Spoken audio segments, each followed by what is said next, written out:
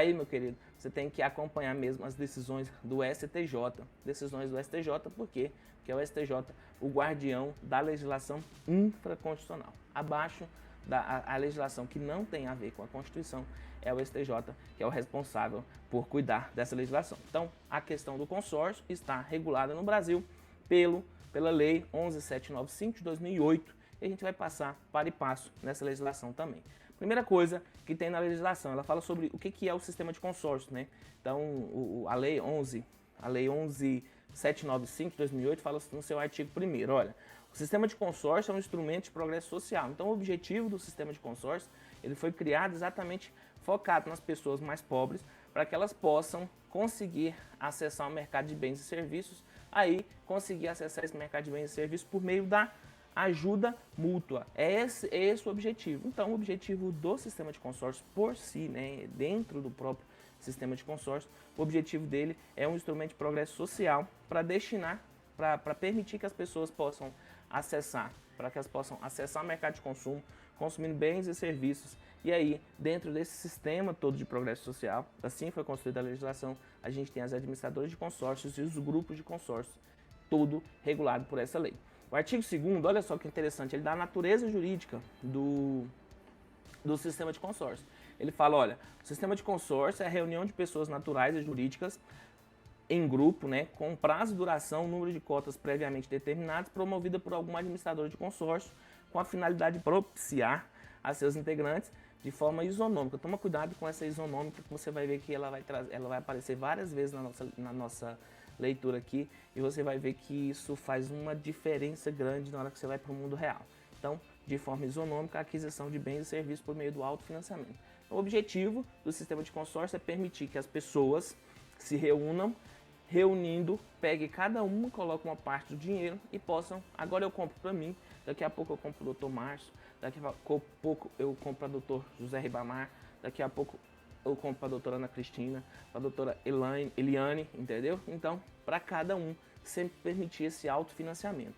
As pessoas, por si mesmas, elas vão fazer a aquisição desses bens e serviços e aí, consequentemente, elas vão, o sistema de consórcio vai permitir que essas pessoas, em estando reunidas, elas possam adquirir esses bens e serviços.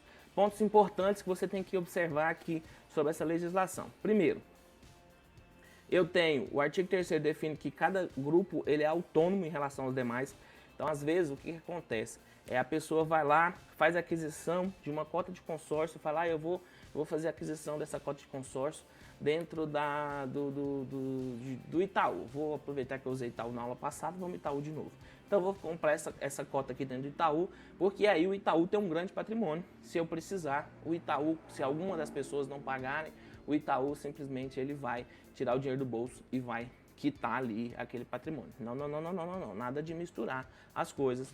O que você tem que entender é que o grupo é autônomo, cada grupo é autônomo em relação aos demais.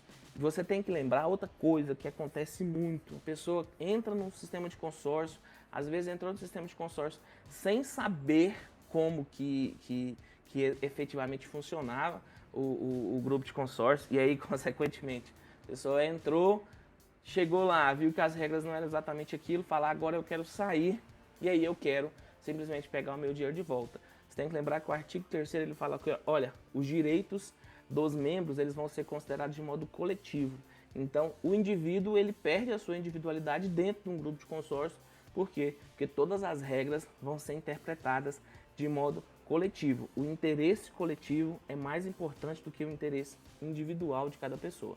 E aí tá lá, ó, o interesse do grupo prevalece sobre o interesse individual. Toma muito cuidado com isso, porque aconteceu um problema, eu adquiri uma cota de consórcio, aconteceu um problema e eu preciso resgatar essa cota de consórcio antes do vencimento dela. O interesse do grupo, todas aquelas pessoas que estavam dentro daquele grupo estavam com o mesmo objetivo. Então o interesse do grupo é mais importante do que o seu interesse individual. Então fique atento a essa questão. O interesse do grupo é mais importante do que o interesse de cada pessoa individualmente dentro do consórcio. E a contabilização de cada grupo vai ser feita de modo separado. Então o seu tema administrador de consórcio é gigantesco, tem lá 100 grupos dentro dessa administradora de consórcio. Eu sei que cada grupo é contabilidade separada. E cada grupo ele é considerado autonomamente, ou seja, não tem comunicação entre um grupo e outro. Então quer dizer, eu comprei uma cota de consórcio, meu primo comprou outra cota de consórcio na mesma empresa e aí a minha está dando problema e a dele não está. Pois é, porque cada grupo de consórcio é considerado de modo autônomo e tem que ser considerado de modo autônomo também. O consorciado, né, ele pode ser pessoa física ou jurídica.